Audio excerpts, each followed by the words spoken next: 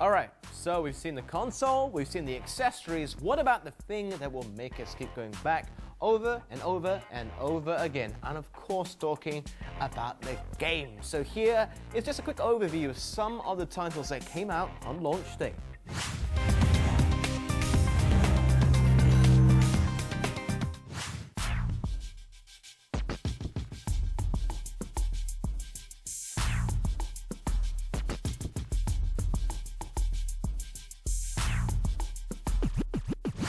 Now, the gaming part, that's what the system's really for, as with the PlayStation as well. So I'm going to try to split this up a little bit, just going to briefly give you an overview of some of the games. First, games which are available across both consoles. Well, the obvious ones. Call of Duty, Battlefield, which you can see right there. Also the likes of FIFA, Need for Speed Rivals as well, Lego Marvel Superheroes, and one or two thrown in as well. They're all great. Now I've already talked about those games, or most of those already, on the PlayStation 4 review, and even the PlayStation 3 when I reviewed those games for that console. I mean, it keeps rehashing itself, but they're all fantastic. Now if you've enjoyed those games, they'll look just a little bit better, of course, on your Xbox One. That is, if you haven't played it on the PlayStation 4. There's not too much difference between this and the PlayStation 4 though. Perhaps some details will look better on the PlayStation, perhaps some details on the Xbox, but generally, if you've enjoyed your Call of Duty, if you've enjoyed your FIFA, if you've enjoyed your Need for Speed, then generally you will enjoy using this for the games. There's not too much difference, and I'm not going to rehash exactly what I've said before. Now, the exclusive games though.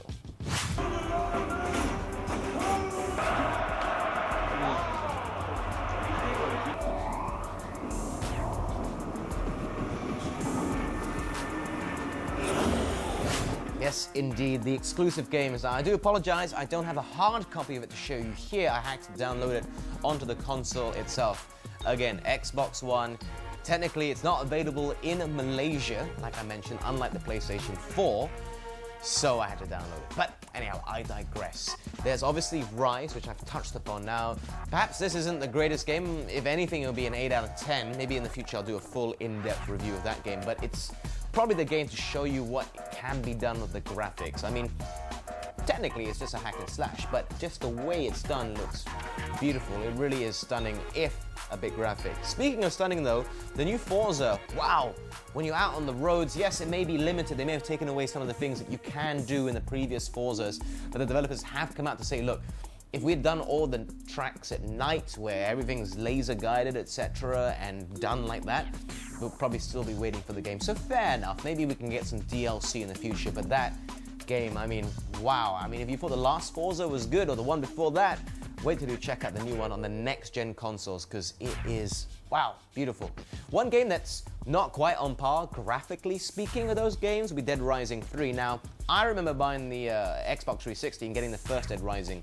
Loving it, thought they had some issues. A lot of these issues were fixed with Dead Rising 2, now we have Dead Rising 3, and it really is an exciting game. I mean, it's so many fun things you can do, trying to kill zombies left, right, and center, so many different combinations. Perhaps I'm not quite drawn into the main character as much as I have been in the previous ones, but the unique ability to just kill zombies using anything there, it's so much fun to be had, and you kind of forget about the character development, because really it's a tongue-in-cheek game more than anything else, and a lot of fun to be had. Again, that one's also rather graphic. Heads up.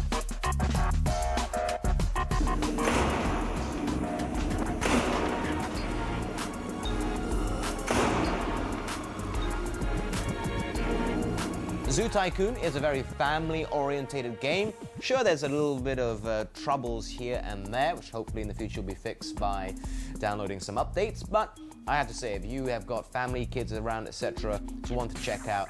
Now, there are some other games, but just very briefly previewing what to come up in the future, Titanfall would probably be it. Now, I've seen lots of video trailers online. I have some friends that have actually tried out the demo, and they said it's amazing.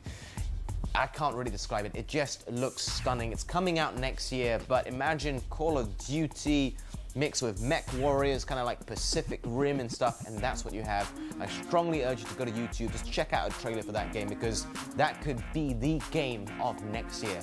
Obviously, we won't tell until it comes out, but Gadget Nation will definitely keep you informed on that, no doubt.